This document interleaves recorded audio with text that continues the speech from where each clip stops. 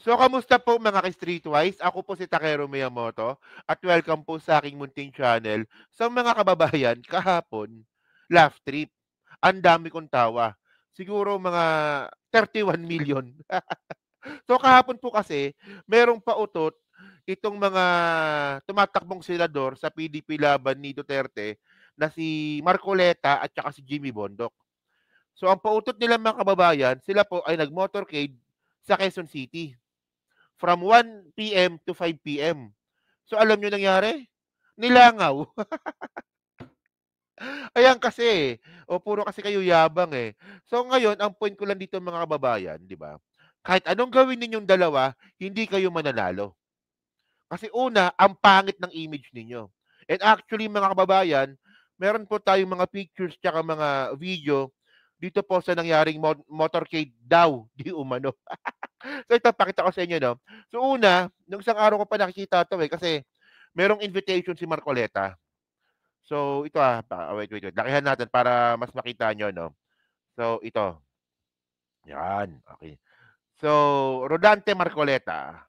Solidarity Rally. February 9, 2025. Ano pala? 12 to 1 pala. Okay. 12 to 1 assembly sa Quezon City Circle. Tapos 1 PM to 4 PM, start ng motorcade from Quezon City Circle to Commonwealth in front of Sandigan Bayan and Commission on Audit. So buong Quezon City nga ito. Oh. So ngayon mga kababayan, no? Okay, yung program nila nung 5 to 9, konti lang din po pumunta. Oh. So ngayon may mga pictures po kumakalat ngayon sa internet dito nga po sa ginawa nilang motorcade. So, so kasama nila si Jimmy Bondoc. Ayan, oo. Wait, pakita ko pa sa inyo. Okay. Wait lang. Ito to. Yan, parang yan. Mas maganda yan. Oh, so ito yung isa. So, ito yung isa. So, wala talaga pumapansin sa kanila. Ayan, no? So, yung kung makikita ninyo, yung may mga motor sa gilid, ito po yung ano nila, yung mga kasama po nila yan sa motorcade mismo. Oh. And actually, mga babayan, may video pa nga ako papakita dito eh. Wait pakita ko sa inyo yung video.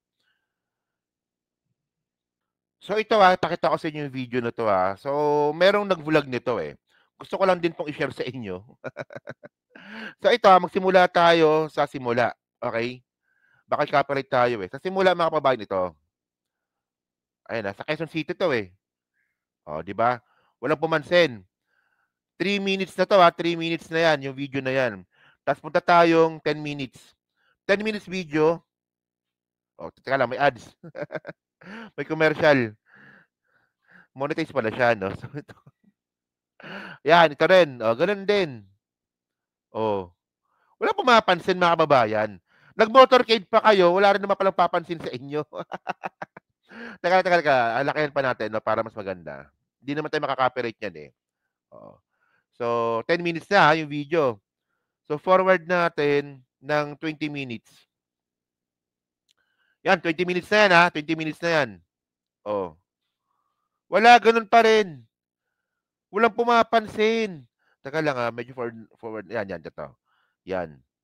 Tingnan nyo, oh. Ito yung mga vlogger na ano eh. Mga vlogger ni Marcoleta yan eh. Wala Oh. Wala pumapansin sa inyo. Di kayo kilala. Oh. Di ba? Oh, sige, forward pa natin. 30 minutes. 30 minutes. Oh. Ganun pa rin. So, nasa EDSA sila, no?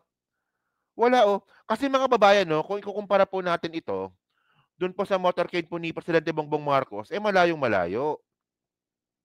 Di ba? Naalala ko yun eh. Kapag si PBBM nag-motorcade nung eleksyon, talagang daming tao. Okay. So ano bang gusto kong sabihin dito? Ulitin ko lang mga kababayan, no? Kung ayaw po ng mga tao kay Marcoleta at kay Jimmy Bondoc, wag po nila sisisihin yung mga vlogger. Kasi ba naalala nyo, di ba, yung ginawa po ni Marcoleta dito po kay sa kaibigan po natin na si Enzo Recto. Doon po sa congressional hearing na sinisiraan daw po si Marcoleta ng mga vlogger. Hindi yun. Kung meron mang sumisira sa inyo, sarili nyo yun. Kasi ito ito gusto kong pakita sa inyo eh. Lahat na po ginawa ni Marcoleta. Lahat na. Pero ang point natin dito, lahat na nga ginawa ni Marcoleta, bakit pa rin po siya kulelet sa survey? Hindi pa rin po siya pumapasok sa top 12. Oh, 2022 ka pa tumatakbo, di ba? Nag-withdraw ka kasi alam mo matatalo ka. And actually, mga kababayan, no, pag si Marcoleta po natalo po sa eleksyon, ngayon, di ba? Dito natin makikita na hindi po talaga ganun kalakas ang boto ng Iglesia ni Cristo. Isipin nyo ha, pag si Marcoleta natalo, nagpapatunay lang yan na wala, mahina kayo. Di ba yung pinagmamalaki ninyong black voting, senador nga, hindi nyo mapanalo? Oh. So una mga kababayan, no, ito na content ko na to pero at least you get the point, no? So mga kababayan, lahat na po ginawa ni Marcoleta. Lahat na po ginawa niya, dumikit kay Kibuloy. Oh. Para sa Diyos at para sa Pilipinas nating mahal. Apollo Kibuloy, Marcoleta. O, di ba? So, una sa lahat mga kababayan, no, hindi pwede na magkatabi si Marcoleta at si Kibuloy. Di ba? Magkaiba pa na paniniwala to kasi po si Marcoleta, Iglesia ni Cristo. Ang paniniwala ng Iglesia ni Cristo, iisa lang ang Diyos. Di ba? Oneness nga sila eh, di ba? Parang oneness sila eh. Tapos si Kibuloy naman, ang sabi, siya daw po yung Diyos. So sabi ni Marcoleta dito, wala naman ako magagawa eh kung gusto nilang pagtabihin kami ng mga tao. Hindi, may magagawa ka. Mukha mo yan. Pwede mong sabihin sa live television na yung picture na yan, wala akong alam dyan. Ayokong katabi si Kibuloy. Pero wala kang ginawa. So, ibig sabihin nun, pumayag ka. Napakasimple naman nun. Diyos ko naman. Ginagawa mong eng-eng ng mga tao. So bukod pa dyan, si Marcoleta, kinuha na rin po ng PDP Laban. Di ba? Tumatakbo siya as guest candidate sa PDP Laban. Ayan, no? So, nakaupo pa siya talaga. Di ba? Si Bato pinatayo, si Marcoleta pinaupo. Kasama niya pa si Ngiwing Duterte, no? Tapos, yan, ito pa yung malupit. Oh. INC, National Rally. Oh, ikaw yung pinaka-guest speaker diyan. Oh. Tapos, yan, yung boom Marcoleta, Marcoleta, Marcoleta, boom Marcoleta, ibaon sa kubeta. So, yan. So, ito, no? Oh, sumayaw ka pa kahit hindi bagay sa'yo. Ito yung pinakabagong political ad ni Marcoleta eh. So, sa kabila po ng lahat ng ginawa ni Marcoleta, pagkatapos nag-motorcade ka pa kahapon, so bakit ang tanong natin dito, bakit hanggang ngayon, nagkapaka pa rin sa survey? Pang ilang ka sa survey? Pang number, pang number, hanapin ko yung survey mo. So ito mga kababayan, no, ito yung pinaka-latest survey po ngayon ng SWS. Okay, so pang ilan si Marcoleta dito? Pang number 24. Oh, di ba? Buti nga si Amy Marcos laglag, si Camille Villar laglag. Oh, di ba? So si Marcoleta pang number 24. Mataas pa si Ipi sa'yo. O pati si Busita. Oh. So ngayon, ang point ko dito mga kababayan, no, wala ka namang ibang dapat sisihin kung hindi nyo pala makita. Wala ka namang ibang yan, teka. Yan. Kita nyo, Marcoleta pang number 24. O, di ba? Hindi nyo pala makita. O, yan na lang pala. Marcoleta pang number 24. Ayun, no? Pang number 24. Marcoleta. Rodante Marcoleta sa pinakababa. Okay. So ngayon mga kababayan, no, wala ka namang ibang pwedeng dapat sisihin kung bakit ka nagapag sa survey, kundi ang sarili mo. Kasi lahat na ginawa mo na eh. Di ba? Sumayaw, sumama sa PDP Laban, dumikit kay Kibuloy, nag-motorcade, at marami ka pang gagawin. Kung ganyan pa rin, no, kung hindi ka pa rin pumapasok kahit top 15 man lang, matatalo ka talaga dito. So, ang point dito, sino ba may kasalanan? Vlogger ba? Hindi. Ang may kasalanan dito, ikaw. Kasi in the first place, mga kababayan, okay na sana eh. Diba? Yun nga lang, bumanat ka na naman. Bumanat ka na naman nung nakaraan. So sabi ni Marcoleta, no, walang West Philippine Sea. At creation lang ito ng Pilipinas. Diba? There is nothing as West Philippine Sea. Wala po yun. So alam nyo na itong issue po na to, no? Hindi ko na po itatakil to. Kasi na-content ko na rin po ito. So isipin mo gusto mo tumakbo bilang presidente. Gusto mo tumakbo bilang senador. Siyempre kaya ka tumatakbo kasi gusto mo manalo. Yun nga lang, kapag ngayon po, yung pinaka-critical po na mga panahon sa mga tumatakbo na politiko. Kasi lahat ng sinasabi niyo ngayon is tumatatak po sa inyo 'yan. O isipin niyo, yung mga tao ngayon mas pabor na ipa-impeach si Sara Duterte. So anong ginawa mo? Kumampi ka kay Sara. So ayaw na sa'yo ng mga tao doon pa lang. Ngayon alam naman po natin 'no, na majority po ng mga Pilipino ayaw sa China at hindi po naniniwala diyan po sa 10 dash line nga po ng China. Anong ginawa mo? Ang sabi mo, walang West Philippine Sea. So anong pinapalabas mo?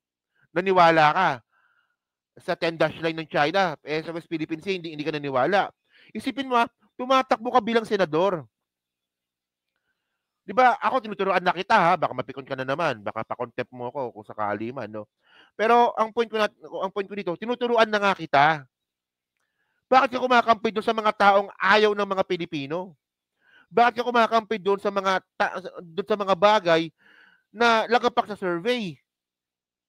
'Di ba? Tuturuan na kita. Kung gusto mo manalo, magpaka-plastic ka. Kahit na kunwari ayaw mo kahit kunwari na, gusto mo si Sara, kunwari na lang, ay papa-impeach na lang natin si Sara kasi sabi ng mga tao. Mas pabor ang mga tao na magkaroon ng impeachment trial, tuloy natin. At doon natin ipakita yung mga ebidensya. Gano'n dapat. Ayaw ng mga Pilipino sa sa China, magpaka-plastic ka. Tandaan mo Marcoleta 'no, hindi po mag-a-adjust sa'yo ang mga Pilipino. Politiko ka, ikaw mag-a-adjust sa mga tao para iboto ka. Well, tingnan natin 'no, malamang ang mangyayari dito, mauulit na naman ito kasi prediction ko 'to, prediction ko lang. 'Pag si Marcoleta po, 'pag malapit na yung eleksyon, 'pag alam niya po na matatalo na po siya, kunwari lagapak sa survey, aatras po 'yan. Tulad nung ginawa niya nung 2022. Paano ka nasabi? Kasi 'pag si Marcoleta po hindi po umatras 'yan at pinilit niya po ito at do'n po bababa po siya sa mga survey, ang nakakahiya dito yung Iglesia ni Cristo. Isipin niyo senador hindi niyo mapanalo. Magbo-block voting kayo. Tapos si Marcoleta hindi niyo mapanalo. Ako naniniwala ako 'no na one of the reason kung bakit umatras si Marcoleta noong 2022 para po to save face itong Iglesia ni Cristo. Kasi po nung survey nga po noong 2022, nung lapit ng eleksyon at 'di ba? Si Marcoleta po nasa top 20 pa rin. Nasa top 20, 26 ata or 25. Isipin mo parte ka na ng unit team, inendorso ka ng Iglesia ni Cristo noon, top 25 ka pa rin sa survey. Mataas pa si Norman Mangusin sa'yo. Si Francis Leo Marcos. So ang ginawa ni Marcoleta, 'di ba? Nag-withdraw. Kaya nga nung bumoboto nga ako nung eleksyon andun pa rin yung pangalan ni Marcoleta andun pa rin sa balote. So ngayon kung ganito rin po yung mangyayari ulit na 'pag malapit na ang survey, pag malapit ng eleksyon, yung at sa pinakahuling survey lagapak si Marcoleta, atras din po ito. Prediction ko lang 'yan prediction ko lang 'yan. Oo. Kasi ginawa niya na po dati 'yan. Kasi kung hindi niyo 'to gagawin, ang lalabas dito, mawawalan po ng credibility yung block voting ng Iglesia ni Cristo. Na isa ito sa mga pinapangalagaan po ng simbahan po na 'yan. Doon po nila nakokontrol yung mga politiko 'di ba? So yun mga kababayan, so diyan po sa Team Repay 'no, nung nga po masabi niyo nga po dito, sa nilangaw na motorcade ni Marcoleta at saka ni Jimmy Bondoc. So, kayo po ba, agree po ba kayo dito sa mga sinabi natin? So, paki-comment lang po sa baba at binabasa ko pong lahat yan. At syempre, dyan din po sa Team Replay, pa-like, pa-subscribe at hindi naman kalabisan, pa-share na rin po ng video po na to. So, hanggang sa muli po, kita na lang ulit tayo sa susunod nating content. So, thank you, salamat, and bye-bye.